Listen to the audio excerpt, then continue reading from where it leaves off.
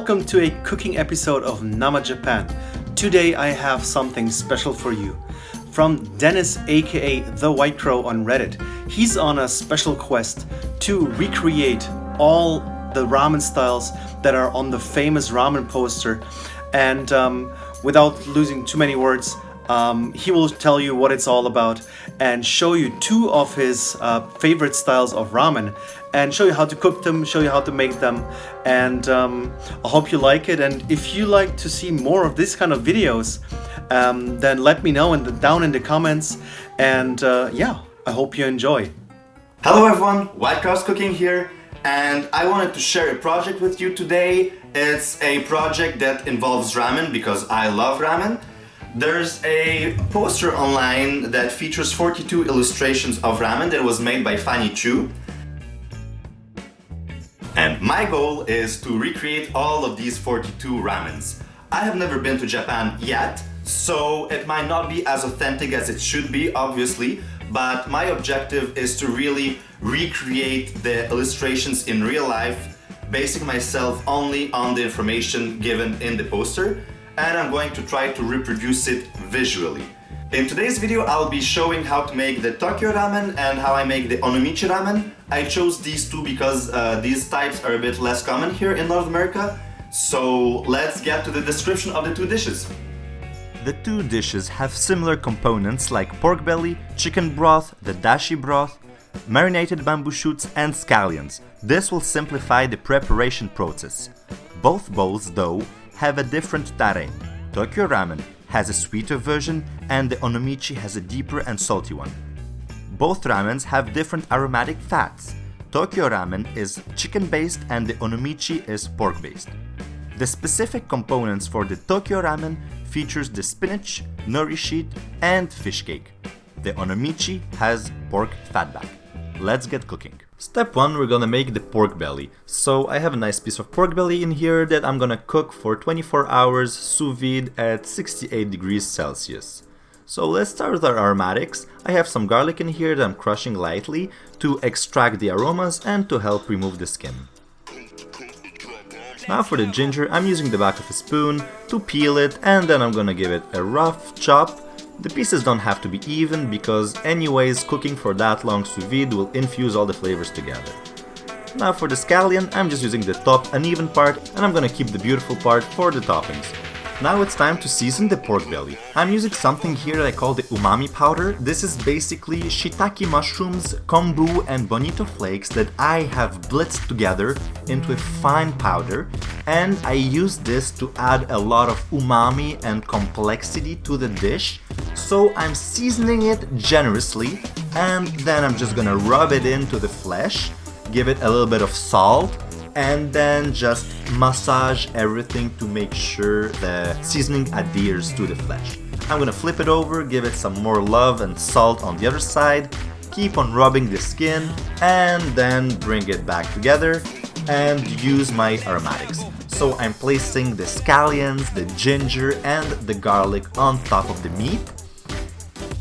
This is gonna infuse all together when cooking sous vide. Now the time has come to bag everything. This looks easier than it actually is.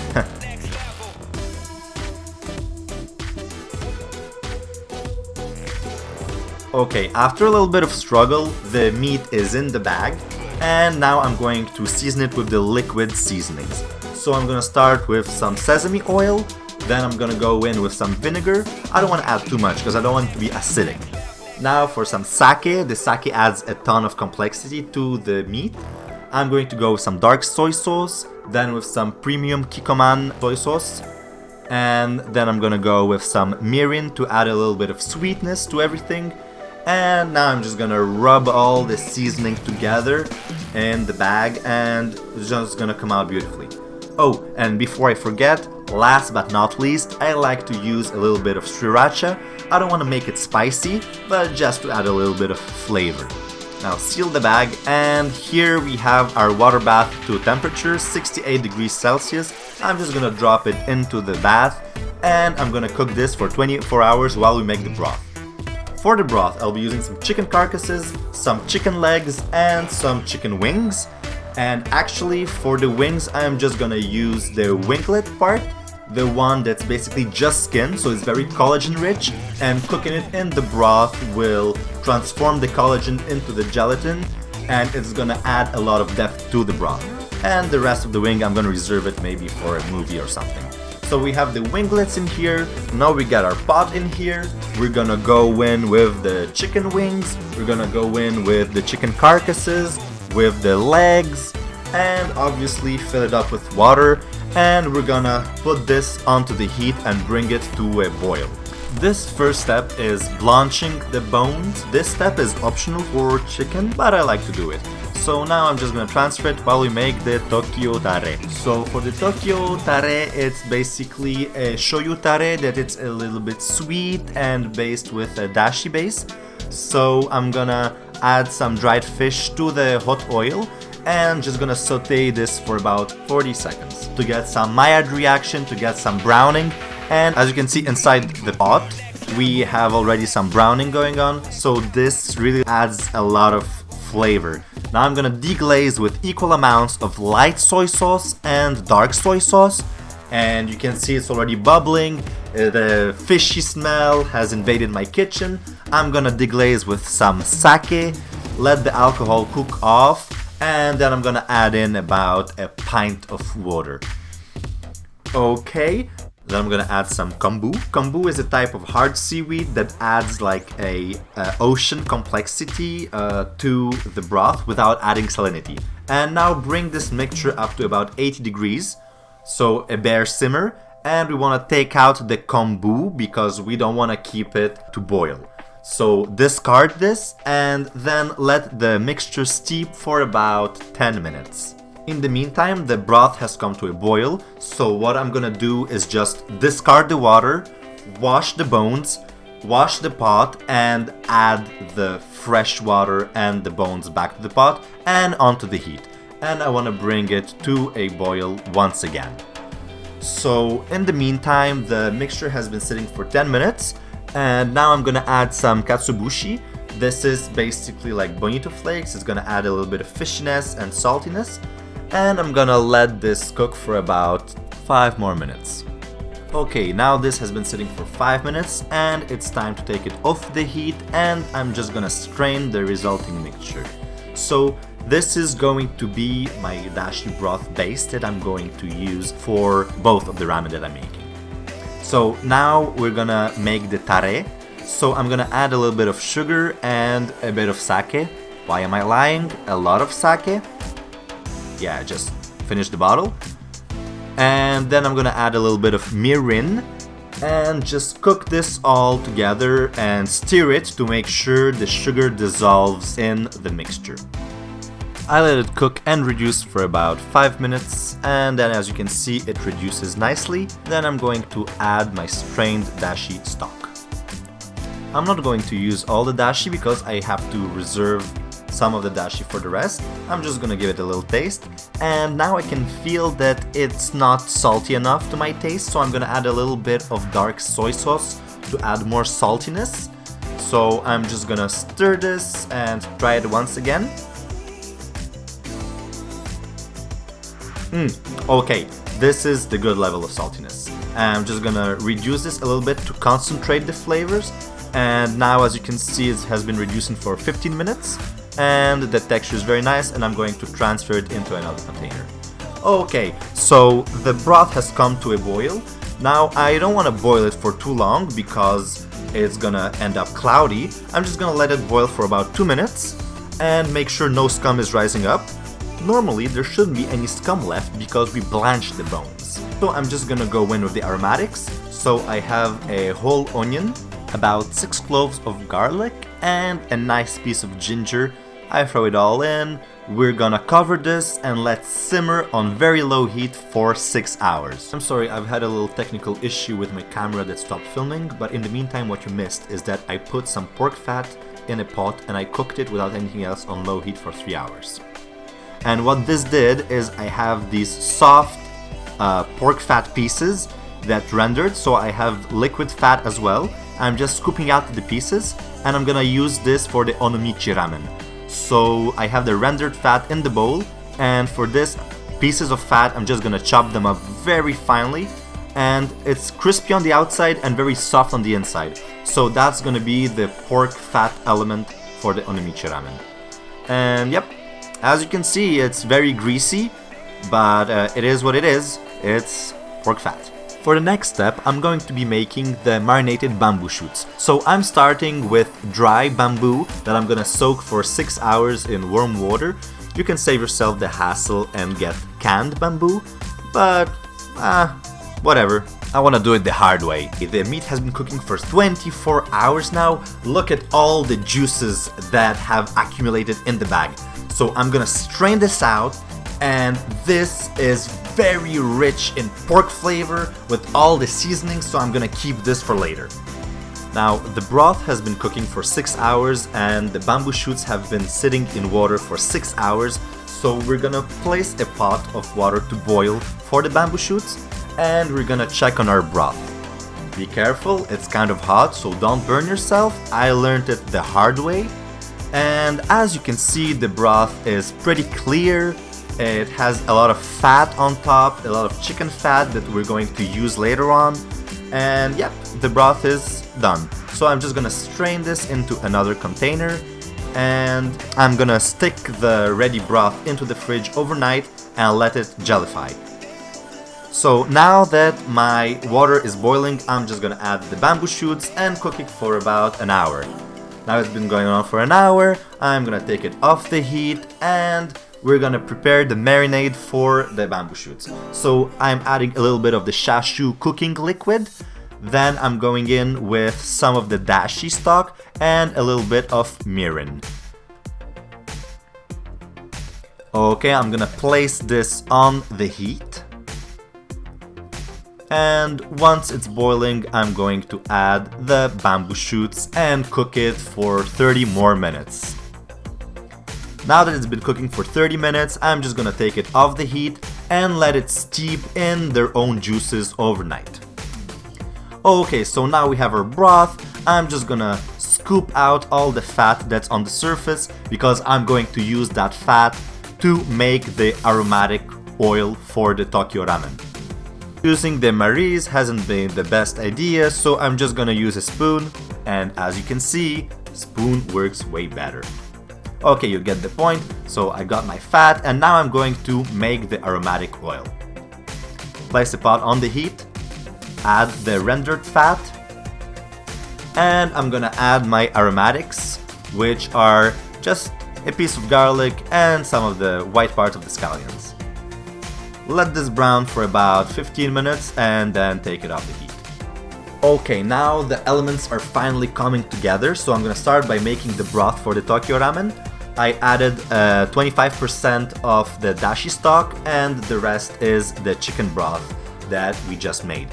So I'm gonna heat this all up and I'm gonna just cook it for about an hour so that the flavors come together. Now that all the elements are finally coming together, let's concentrate on the toppings. First of all, I'm gonna cut the chashu into 3 small pieces, trying to reproduce what's on the poster. Then I get my scallion, I'm just gonna give it a fine chop. I'll have a spinach that I'll blanch, I'll have the nori, and here I have the narutomaki, which is the fish cake. And I'm just gonna give it one nice slice to reproduce the picture. Okay, now I have the marinated bamboo shoots that have been sitting in the marinade for overnight. Now I'm gonna cut 3 medium pieces like in the picture and I'm just gonna reserve them right here. Now for the noodles. Unfortunately, I couldn't make my own noodles because I tried making low hydration noodles and it broke my pasta machine. These are store-bought, but these are authentic ramen noodles and they're very beautiful and will work just fine for the Tokyo Ramen. So now time to blanch the spinach, and I'm also putting water to boil for the noodles. So now that the water for the spinach is boiling, I'm just gonna drop it in and blanch this for about 30 seconds, and then I'm just gonna strain it straight into an ice bath so to shock it and preserve the color.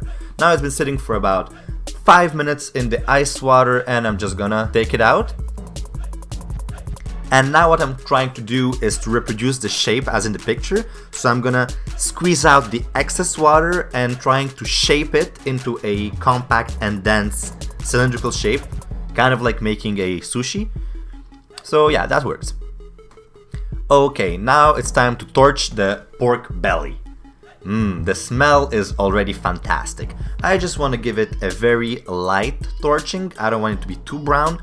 So yeah, something like this works. Look at that, this looks delicious. Okay, I'm very excited. The water for the noodles is boiling. The noodles go in a strainer, then into the water, and I'm going to cook them for 1 minute and 30 seconds, stirring once.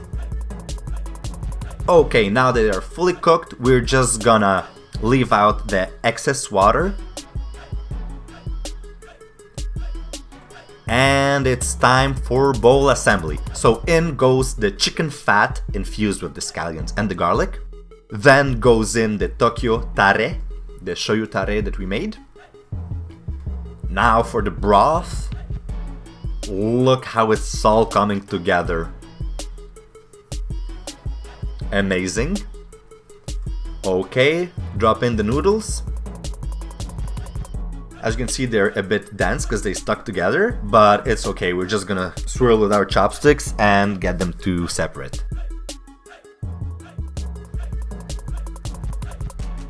Now that's coming nicely. I'm just gonna lift them up and place them back. Okay, now it's time for my toppings. So I'm starting with the 3 pieces of menma, and I'm gonna put the spinach across. Then the 3 pieces of chashu go at 8 o'clock. Now I'm just trying to figure out the right way to put the narutomaki. This seems about right. Then the scallions in the middle. And the final touch is 1 nori sheet at 1 o'clock. Okay, this, ladies and gentlemen, is my interpretation of the Tokyo Ramen. Look at the broth, there's a little bit of fat on top. It's like tiny droplets of fat. The broth is pretty clear, looks light. And for the noodles, they look pretty springy, they look well cooked, and let's do the tasting. Okay, so I'm very excited to try this because I'm super hungry. I didn't even take my apron off. So let's go with the broth to start with.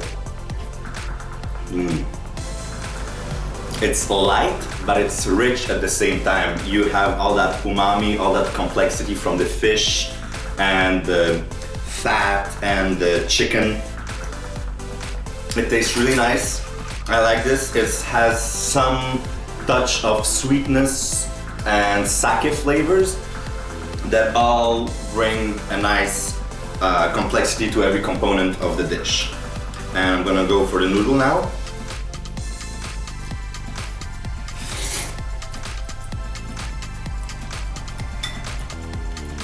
Yep. Well, the noodles are cooked nicely. They have a bit of chewiness, some resistance going on, and they're very nice. The texture of the noodles go well with the broth and the rest of the dish, and I think I'm going to enjoy this. Now for the pork belly.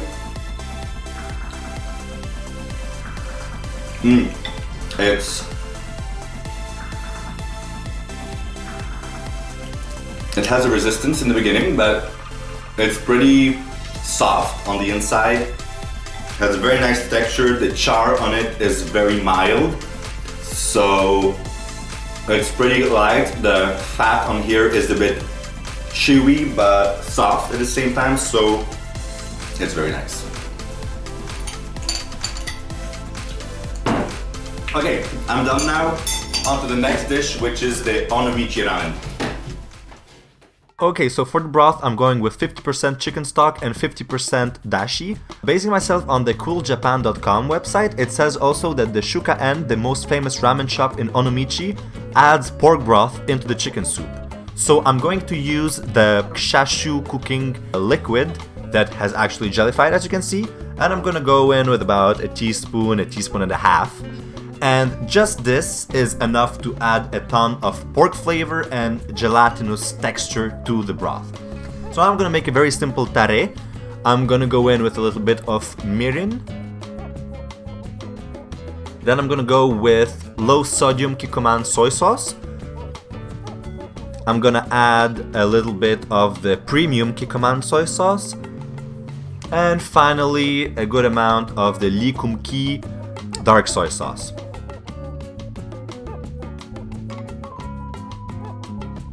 I'm just gonna add a little bit of the chashu cooking liquid. Heat it all up, make sure that everything is dissolved properly.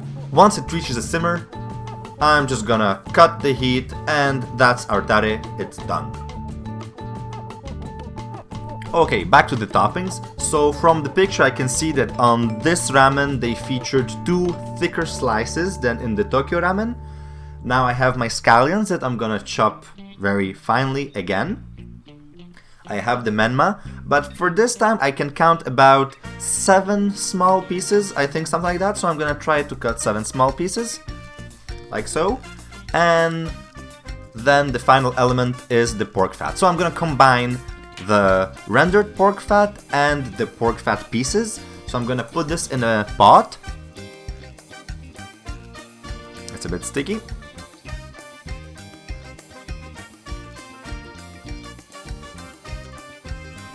Okay. And then I'm just gonna bring this up to heat to make sure everything is melted. Now for the noodles. Again, I didn't make my own noodles. These are store-bought, but these are a bit different. As you can see, they are less yellow. They are a bit more soft in texture, but we'll see. They will work just fine.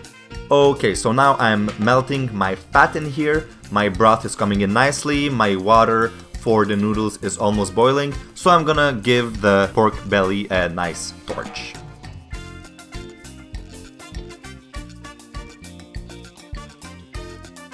Alright, that's enough. As you can see, the pork fat is melting. I'm just gonna stir it a little bit. And it's time to cook our noodles. So now I have my noodles in the strainer. In the boiling water they go. And I'm gonna cook them for 1 minute and 30 seconds.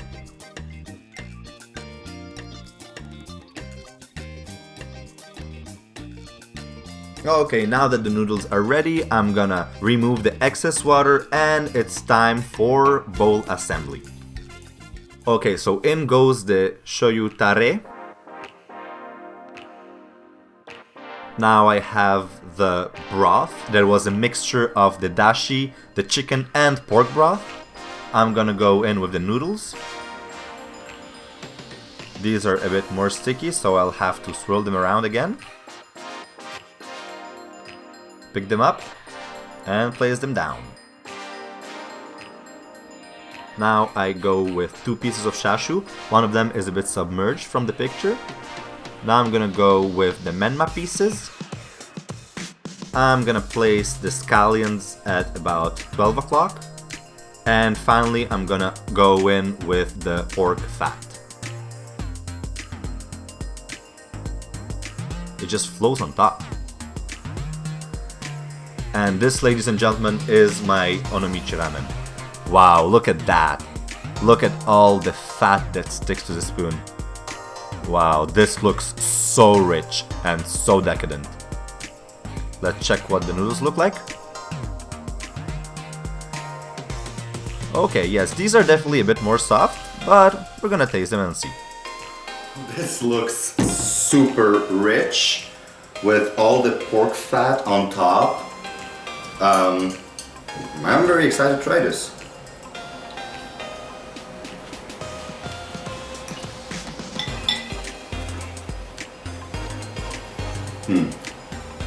Wow.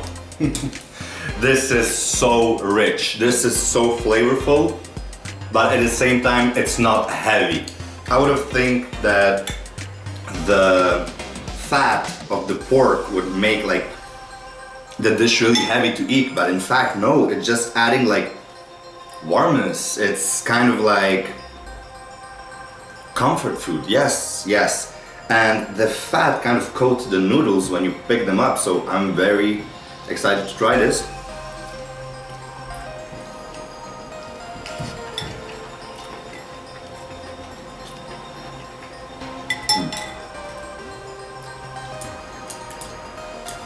these noodles have definitely less chewiness. They have less slurpiness to them.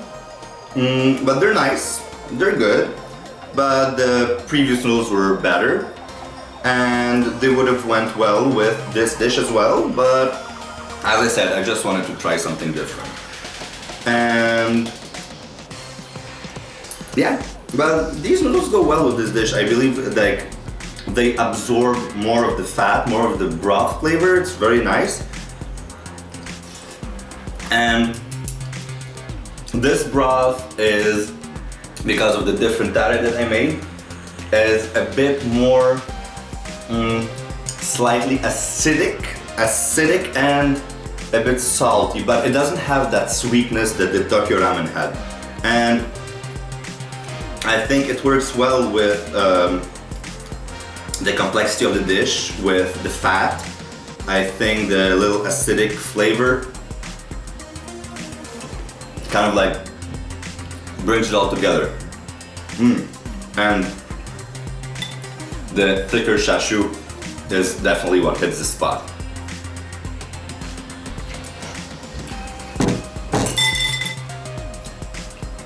Okay, now I feel full. This was very satisfying. A perfect dish for a cold winter day like today. It's very comforting, it's very hearty, it's very rich, and keeps you warm. So thanks again to Dennis, aka The White Crow from Reddit. Thanks for making this video, and I hope all of you enjoyed it as much as I did. And maybe I'll make my own ramen videos in the future, who knows. If you liked this video, click like, subscribe. I mean, if you have watched until now, you probably like this video. And if you want to see me or Dennis make more of these ramen recipe videos, then let me know also down below. And I'll see you guys in the next one.